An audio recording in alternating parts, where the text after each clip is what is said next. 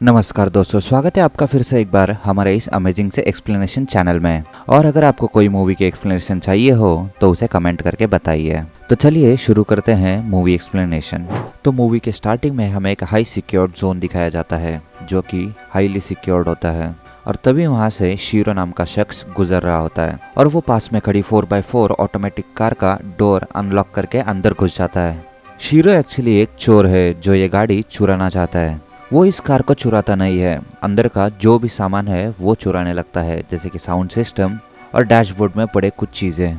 और वो इसी दौरान मस्ती करते हुए पीछे की सीट पे टॉयलेट भी कर देता है।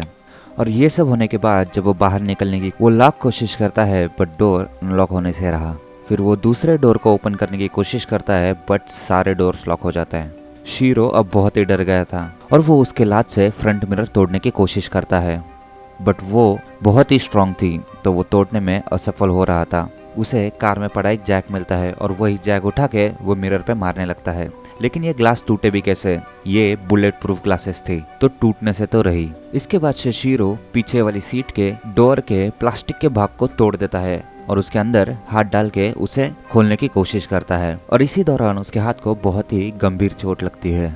और जब वो हार मान लेता है तो वो अपनी बैग से उसकी गन निकालता है और सामने के फ्रंट ग्लास पर वो शूट करने लगता है। लेकिन जैसा कि मैंने आपको बताया कि सारी ग्लासेस बुलेट प्रूफ थी और वही बुलेट ग्लास से रिफ्लेक्ट होके उसके पैर में लग जाती है, जिससे शीरो अब और भी मुसीबत में फंस गया था और उसके पैर से बहुत ही खून बहने लगता है। तो इसे रोकने के लिए वो अपना टी शर्ट उतार के उसे अपने पैर पे बांध देता है। तभी वहाँ एक औरत आती है जो ग्लास में देखकर अपनी लिपस्टिक ठीक करती है। तो इससे ये पता चलता है कि कार के सभी शीशे पोलराइज्ड है, यानी कि बाहर से कोई अंदर देख नहीं सकता लेकिन अंदर वाला बाहर की चीजें देख सकता है। और इसके बाद वो औरत वहाँ से चली जाती है। शीरो अपना फोन निकाल कर उसकी वाइफ को कॉल करने की कोशिश करता है लेकिन उसकी बैटरी लो थी और फोन स्विच ऑफ हो जाता है। तो शीरो अब दुगनी मुसीबत में फंस चुका था। शीरो के पास ना अब तो कुछ खाने के लिए था और ना ही कुछ पीने के लिए। उसके पास उसके बैग में सिर्फ एक आधी बोतल पेप्सी की पड़ी थी जिसे वो झट से पी लेता है। खैर किसी तरह शीरो उस कार में सो जाता है और दूसरे दिन उठने के बाद कार से चुराया हुआ प्लेयर वो फिर से अंदर लगा देता है और कार में म्यूजिक प्ले करके रिलैक्स होने की कोशिश करता है। वो फिर से डोर तोड़ने की कोशिश करता है और उसी दौरान किसी की कॉल म्यूजिक प्लेयर पर आ जाती है। शीरो उस कॉल का आंसर करता है तो वो आदमी कहता है, मेरा नाम डॉक्टर एनरिके फेरारी है और ये एसयूवी का ओनर मैं हूँ। मेरी कार 28 बार चोरी हो चुकी है और ये 29वीं बार है कि मेरी कार चोरी हुई है। लेकिन शीरो सिर्फ यही कहता है कि मुझे यहाँ से बाहर निकालो। अब एनरिक इस कार की कुछ खूबियां उसे बताता है। वो बताता है कि ये कार पूरी तरह से बुलेट प्रूफ है, इसके ग्लास पोलराइज्ड हैं और इस गाड़ी का पूरा कंट्रोल मेरे पास है। शीरो उसे गाली देते हुए उसे यहाँ से निकालने के लिए कहता है और कहता है कि मुझे बहुत तेज प्यास लगी है तो मुझे यहाँ से बाहर निकालो और मुझे यहाँ पर बहुत सारी गर्मी हो रही है। बाद में फोन कट हो जाता है और एसी चालू हो जाती है। एसी चल जाने के बाद से शीरो को थोड़ी सी राहत मिलती है, मगर ये खुशी कब तक रहेगी। और एनरिक ने ये एसी उसके अच्छे के लिए नहीं बल्कि उसे और टॉर्चर करने के लिए चलाई थी। और धीरे धीरे एसी की हवा बहुत ही ठंडी हो जाती है। इससे वो अपने चोट पर लगाया शर्ट वापस पहन लेता है और जो भी विंडशील्ड्स है उसमें उसकी पैंट फाड़ के विंडशील्ड्स ब्लॉक करने की कोशिश करता है जिससे ठंडी हवा ब्लॉक हो सके। लेकिन फिर भी कार में बहुत ही ठंड बढ़ गई थी। शीरो उसके सामने एक पुलिस की गाड़ी देखता है और वो चिल्लाने की कोशिश करता है बट ये कार से आवाज बाहर नहीं जाती। और ये पुलिस वाला इस कार को चारों तरफ से देखता है और इसका चालान काट के वो वहाँ से निकल जाता है। और इस कार का चालान इसलिए काटा था क्योंकि इसके चारों शीशे पोलराइज्ड थे। बाहर अब बारिश हो रही थी लेकिन अंदर शीरो अंदर ही अंदर मर रहा था। अब फिर से यहाँ कॉल आता है और शीरो उससे पानी की मांग करता है। एनरिक उससे उसका आईडी नंबर और नाम पूछता है तो शीरो उसे आईडी और उसका नाम बता देता है, जिसके बाद एनरिक उसे पानी दे देता है। वो कार के बैक साइड में फिल्टर का निकला हुआ पानी एक बोतल में भरता है लेकिन वो दिखने में बहुत ही गंदा दिखता है। लेकिन इतनी प्यास लगने के चलते वो उस पानी को पी जाता है। एक प्यासा और क्या ही करे। अब फिर से रात हो चुकी है और शीरो को बहुत ही तेज भूख लगी है और उसके सामने ही एक डिलीवरी बॉय दिखता है जो कि पिज्जा डिलीवरी करने आया होता है। उसके सामने खाना होने के बावजूद भी वो खा नहीं सकता था और इसी के चलते उसका कार में एक इंसेक्ट फ्रेंड बन जाता है। एनरिक शीरो को टॉर्चर करने की कोई भी कसर नहीं छोड़ता। अब वो कार में हीटर चालू कर देता है जो शीरो बिल्कुल बर्दाश्त नहीं कर पाता और वो धीरे धीरे मरने की कगार पे होता है और उसे इतनी भूख लगी होती है कि वो वहाँ पड़े इंस्ट्रक्शन मैनुअल के पेजेस फाड़कर खाने लगता है और जब उसे पीने को पानी नहीं मिलता तो वो अपने ही टॉयलेट को पीने लगता है। और इसी दौरान बाहर एक और चोर आता है जो इस कार को खोलने की कोशिश करता है, लेकिन तभी वहाँ एक आदमी आ जाता है जो उसे ऐसा करने से रोकता है और उसे मारने लगता है और देखते ही देखते वहाँ भीड़ जमा होने लगती है, जिसके बाद में वहाँ पर पुलिस भी आ जाती है और बाहर बहुत हलचल होने लगती है, लेकिन किसी को भनक तक नहीं रहती कि अंदर कोई इंसान भी होगा।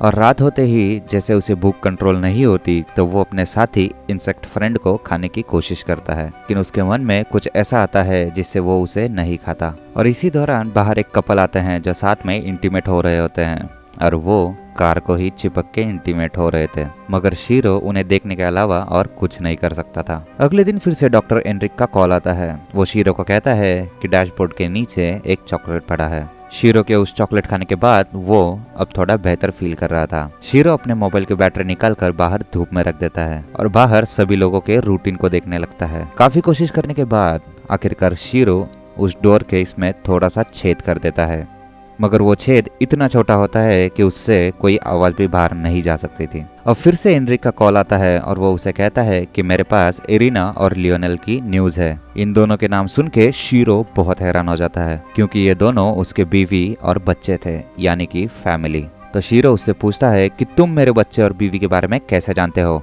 इसके बाद एनरिके उसे बताता है कि मैंने तुम्हारे फैमिली से कहा है कि तुम्हें लॉटरी में $1,00,000 मिले हैं, जिसे वो तुम्हें ये देने के बाद यहाँ से वो चला गया। और ये सुन के शीरो को बहुत ही गुस्सा आ जाता है और जब फोन कट जाता है तो वो उसके सामने पड़ी बैटरी उठाकर उसके फोन में डालता है और फोन चालू हो जाता है और वो तुरंत ही अपने बीवी को कॉल करता है और उसकी वाइफ का फोन बंद होता है तो वो एक वॉइस मैसेज छोड़ देता है और इसके बाद में बैटरी भी डेड हो जाती है। अब हम देखते हैं कि अगली रात में शीरो खाली बैठकर बार बार इंजन का बटन प्रेस कर रहा था, लेकिन कुछ समय बाद कार स्टार्ट हो जाती है। कार का गियर रिवर्स में अटका हुआ था, जिससे वो तेजी से कार को पीछे ले जाता है, जिससे यहाँ कार का एक्सीडेंट हो जाता है और कार के एयरबैग्स खुल जाते हैं और कार का पीछे का शीशा टूट जाता है, जिससे वो बाहर निकलता है और वो वहाँ से चलकर पास के ही एक पेट्रोल पंप पर चलते हुए जाता है।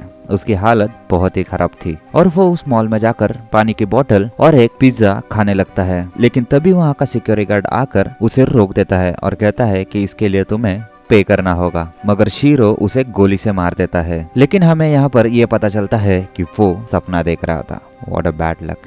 शीरो अब इन सब से बहुत ही बुरी तरीके से ऊब चुका था, इसलिए वो इससे छुटकारा पाने के लिए सुसाइड का रास्ता चूज करता है। वो गन को अपनी तरफ करके ट्रिगर दबा देता है, लेकिन किस्मत से उस गन में बुलेट नहीं थी और इसके बाद वो गन को फेंक देता है। और इस बार जब शीरो को फिर से एनरिक का कॉल आता है तो एनरिक उसके सामने होता है, लेकिन एनरिके को सामने देख के शीरो कुछ भी रिएक्ट नहीं करता क्योंकि किसी भी रिएक्शन के लिए अब उसमें कोई ताकत ही नहीं बची थी। एनरिक अब कार के अंदर आके बैठता है और शीरो से बातचीत करने लगता है। शीरो ने उससे जॉइंट के लिए एक बार रिक्वेस्ट की होती है, इसलिए एनरिके उसके साथ एक जॉइंट भी लेके आता है। और इस दौरान जब एनरिके फोन पे बात कर रहा होता है तब शीरो उसकी गन उठाकर उसे गोली मारता है, जिसके बाद वो यहाँ से गाड़ी से उतरकर भागने की कोशिश करता है। अब उसके अंदर चिल्लाने की भी पावर नहीं बची थी जिससे वो किसी की हेल्प मांग सके।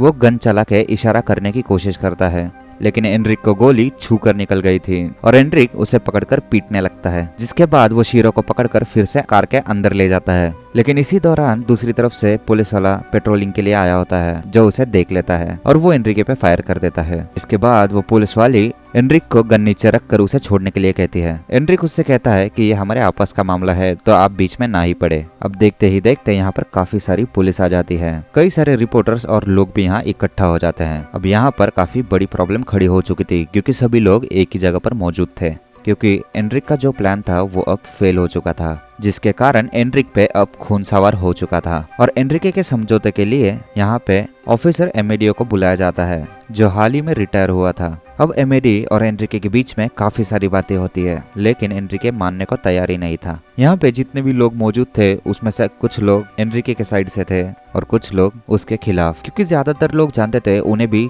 कई बार चोरी का सामना करना पड़ा है। लेकिन दूसरी तरफ भले ही एनरिके के 28 कार चोरी हो चुके थे, लेकिन जो अब वो कर रहा था वो इससे भी बड़ा गुनाह था। लेकिन एनरिके को ऐसा लग रहा था कि वो जो भी कर रहा है वो सही कर रहा है और यही जस्टिस है। और यही कुछ इमोशन से भरी बातें एमिडियो एनरिके के सामने रखता है, जिसके बाद एनरिक का मन बदल जाता है और वो शीरो को जाने देता है। लेकिन एनरिके उस कार में बैठ के वो अपने आप को ही लॉक कर देता है और खिड़की से मोबाइल निकालकर टाइमर चला देता है। और यहाँ पर कुछ समय बाद वो कार ब्लास्ट हो जाती है। इधर शीरो तो बच जाता है, मगर जिसकी कार 28 बार चोरी हुई और जिसका कोई भी कसूर नहीं था, मगर सिर्फ वो चोर को सबक सिखाने के लिए और उसकी प्लानिंग फेल होने के बाद जब सभी लोगों ने उसका ये रूप देखा तो सब लोग उस चोर से ज्यादा एनरिके से डरने लगे थे। इसी कारण उसे सुसाइड करना पड़ा। लेकिन शीरो का क्या, भले ही शीरो ने बहुत सारे गलत काम किए थे, लेकिन एविडेंस न मिलने की वजह से उसे दूसरे दिन रिहा कर दिया गया। और इसी के साथ इस मूवी का एंड हो जाता है। तो गाइज कमेंट करके हमें प्लीज बताइए कि आपको इस मूवी का एक्सप्लेनेशन कैसा लगा।